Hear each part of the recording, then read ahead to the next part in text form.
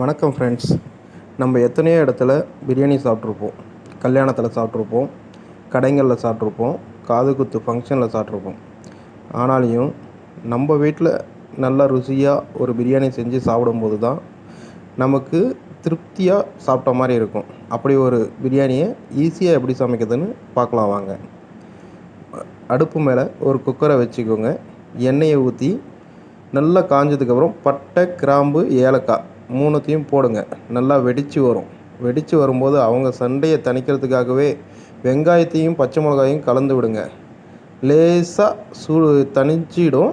அதுக்கப்புறம் பார்த்திங்கன்னா சண்டை போட்டு கண்ணம் செவக்கிற மாதிரி வெங்காயமும் செவந்து இருக்கிற சமயத்தில் நல்லா கொஞ்சம் சென்டரில் குழிவிட்டு அதில் பார்த்திங்கன்னா இஞ்சி பூண்டு பேஸ்ட்டை இறக்கி விடுங்க. நல்லா பச்சை வாசம் போகிற வரைக்கும் நல்லா வதக்குன்னு வதக்குங்க.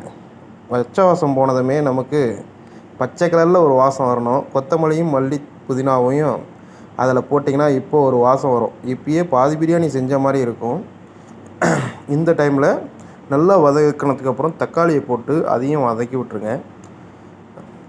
மிளகாத்தூள், கரம் மசாலா, மல்லித்தூள் மூணுத்தையும் சேர்த்துக்கோங்க.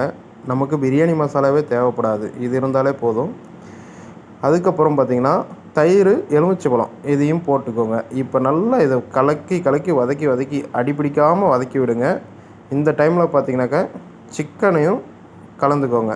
நல்லா வதக்கினதுக்கப்புறம் கொஞ்சோண்டு தண்ணி விட்டு லேசாக அந்த எண்ணெய் பிசுக்கிலேயே வதக்குங்க. அதுக்கப்புறம் பார்த்திங்கனாக்கா தண்ணி தேவையான அளவு தண்ணி ஊற்றிட்டு நல்லா கொதி வரட்டும். ஒரு 10 நிமிஷம் 15 நிமிஷம் நல்லா கொதி வரட்டும். கறி நல்லா இப்போது உப்பு, காரம், புளிப்பு 3 கரெக்டாக இருக்கான்னு பார்த்துட்டு சரியாக இருந்தால் நம்ம அரிசியை கழுவி வச்சுருக்கோம் இல்லையா, அதை இதோட ஆட் பண்ணிக்கலாம்.